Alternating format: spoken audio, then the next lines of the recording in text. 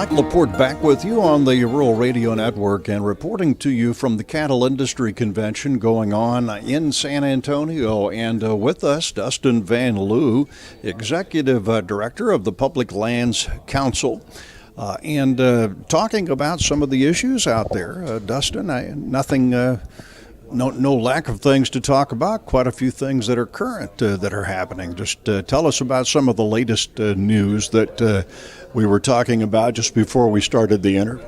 Absolutely, Mike. Thank you for having me. And there certainly is an endless amount of issues to tackle on the federal lands, but then across the country with respect to many issues this new Congress is beginning to weigh into, and the issues that we ended up on in the last session of Congress. Just yesterday, we saw Senator Fisher introduce legislation that she has worked on behalf of taxpayers and the ranchers in the recent history, and that is the Judgment Fund Transparency Act.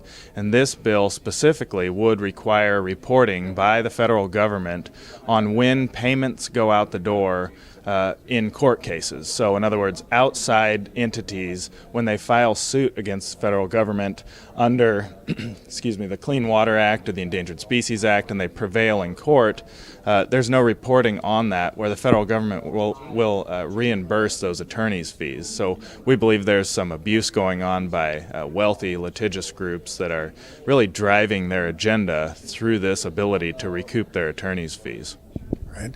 As far as the reason that Senator Fisher championed this, do you know some of the specifics there?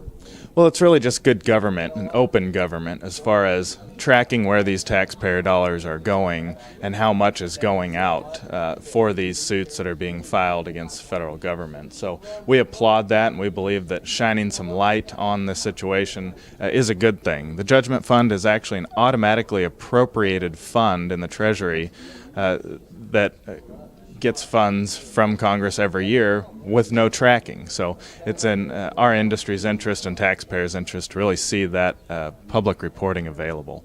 Now, I know that you deal as well with some of the Endangered Species Act and trying to cope with some of that, and that's always been something that has been hard for producers to live with in some cases.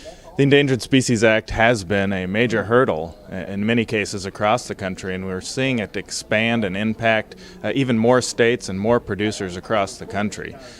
The ESA has not been reauthorized by Congress for over a quarter century, so we're calling on Congress to update and modernize the Endangered Species Act so that rather than being the hammer it currently is, it's more of a carrot and stick type of situation where producers are actually rewarded for conserving habitat for endangered species or wildlife species, as they do in their daily operations now, instead of not wanting endangered species on their land because of the impacts that federal decisions and regulations will come down when those listings take place.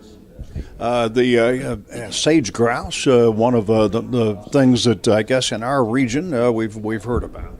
Sage grouse is a huge issue for the western United States, the lesser prairie chicken, the dunes lizard down in Texas, various species that have huge habitat areas that either already listed or could be listed, could have major impacts on producers. With the sage grouse in particular, we were successful through the appropriations process in late 2014 in having a rider included which blocks the Fish and Wildlife Service from making a final listing decision this fiscal year on that species. That'll give time for some of the state management plans that have been developed to take hold and really show that the states and local producers can manage this species, and that decisions through the Fish and Wildlife Service in Washington, D.C. should not be applied to the sage grouse.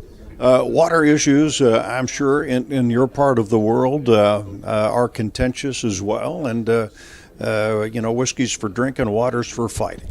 Oh, exactly. I had the opportunity yesterday to take part in the Cattlemen's College here at the convention, and that was the topic of discussion.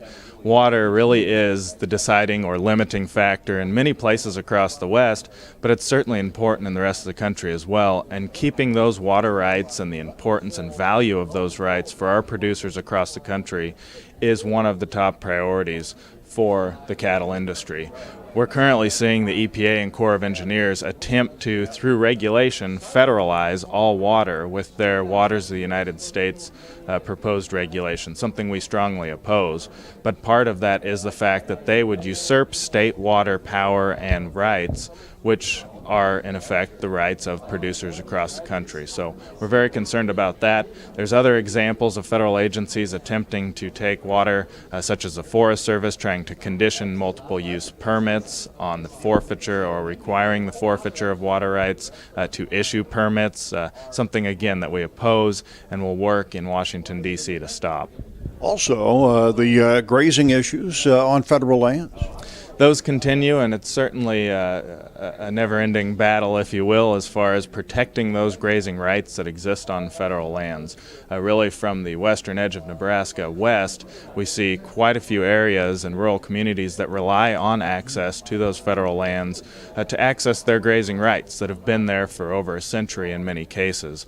At the end of the 114th session of Congress in December, we saw provisions passed included in the National Defense Authorization Act, which was the Grazing Improvement Act. That was a priority piece of legislation for NCBA in the last session, and very excited to see that happen. Senator Barrasso from Wyoming championed that issue for us, which will actually require that permits are renewed in light of analysis backlog that the agencies continue to operate under. Well, we appreciate the update here. I've been visiting with Dustin Van Liew, Executive Director of the Public Lands Council and NCBA Federal Lands, and visiting with him here at the meeting going on in San Antonio, the Cattle Industry Convention. From the meeting for the Rural Radio Network, I'm Mike LePorte.